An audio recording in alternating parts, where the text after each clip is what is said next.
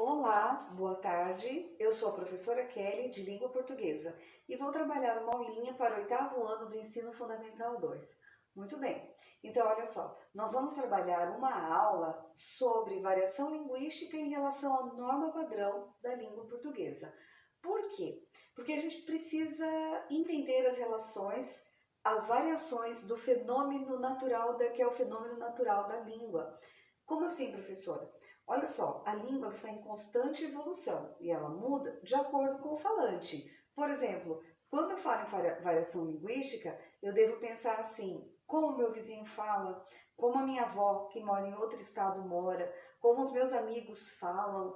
Então, a língua, ela se modifica de acordo com a região, de acordo com a situação econômica, né? Ela varia de acordo com o contexto histórico, de acordo com o contexto, em diferentes situações. Por exemplo, eu estou aqui conversando com vocês, dando essa aula, e eu estou me referindo, falando de uma maneira, mas com certeza, se eu estivesse num churrasco, num grupo de amigos, eu estaria falando de uma maneira diferente, mais leve, mais solta, com outro tipo de palavra, minha linguagem seria diferente. Então, como a professora falou, a língua ela muda muito de acordo com o contexto e ela vai mudando também de acordo com o falante. E aí a gente quer entender um pouquinho qual é a relação dessa variação linguística com a norma padrão em relação à regência verbal. Regência verbal diz respeito da relação do verbo com os outros elementos da frase. Mas assim, a gente vai tentar entender um pouquinho nessa aula qual é a relação sintática entre entre o termo regente e o termo regido, o que é um termo regente, o que é um termo regido, né? E como as variações linguísticas no dia a dia, elas podem, digamos, influenciar essa regência verbal, certo? Então, olha só, vocês se lembram de alguma situação em que houve alguma confusão na hora de falar, na hora de entender um comunicado, uma leitura, ou mesmo numa fala, num relato? Pensa um pouquinho, alguém falou uma coisa que as pessoas ficaram meio em dúvida, não entenderam. Então, olha só, muitas vezes isso acontece por causa da regência verbal. Vamos entender, olha só, eu selecionei aqui duas frases para vocês. A frase, o sentido, digamos assim, é o mesmo, porém, uma está de acordo com a norma padrão e a outra frase não está de acordo com a norma padrão. Vamos ver a primeira aqui, ó. Eu assisti ao jogo com meus amigos. A segunda, eu assisti o jogo com meus amigos. Agora eu pergunto para vocês, se vocês estivessem num grupo de amigos, qual dessas duas frases vocês usariam para contar esse evento? A primeira ou a segunda, se estivesse num clima, digamos assim, informal? Provavelmente a segunda frase. Eu assisti o jogo com os meus amigos. Aí você vai me perguntar, mas está errado então? Na verdade, não tem erro aqui nessa segunda frase, pessoal. Ela apenas já está legitimada pelo uso cotidiano, ou seja, a maioria dos falantes utilizam essa estrutura. E qual é essa estrutura? Observe que o verbo assistir, ele se liga ao seu complemento, o assistir o quê? O jogo, sem a preposição. E no primeiro exemplo, eu assisti a quê? Ao jogo. Então, no primeiro exemplo, eu tenho o verbo assistir adequado dentro da norma padrão que diz que quando eu preciso usar o verbo assistir no sentido de ver, observar, eu devo obrigatoriamente usar a preposição a. Ou seja, quem assiste, assiste a alguma coisa, certo? Então, a gente deve enfatizar que o segundo exemplo não está errado, só está fora do uso da norma padrão da língua. E, professora, e por que isso é importante? Isso é importante pelo seguinte, pessoal. Existem momentos na nossa vida que a gente vai precisar trabalhar dentro de um contexto formal.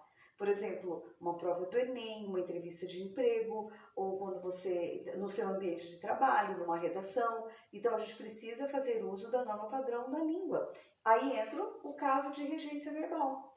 O que é regência verbal? Regência verbal é a relação entre os verbos e os termos que o complementam. O que são esses termos, professora? Bom, a gente tem dois termos muito importantes.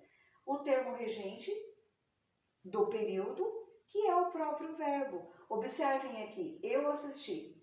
Verbo assistir é o termo regente, que rege, que comanda a frase. E o termo regido é o termo que complementa esse verbo, o sentido desse verbo. Eu assisti, mas assisti ao quê? Ao jogo com os meus amigos. Então aqui a gente tem dois conceitos muito importantes. Termo regente, que é o próprio verbo, termo regido, que são os complementos desse verbo, que vão dar sentido para ele, certo, pessoal? Então, essa é a definição de regência verbal. É a forma como o meu verbo se comunica com o restante da frase. Se ele vai exigir uma preposição para se ligar, se ele não exige preposição para se ligar, se ele muda o sentido, se for usada uma preposição ou não. Como assim? Olha só, eu quero que vocês observem este outro exemplo que a professora trouxe aqui. O enfermeiro assistiu o médico durante a cirurgia.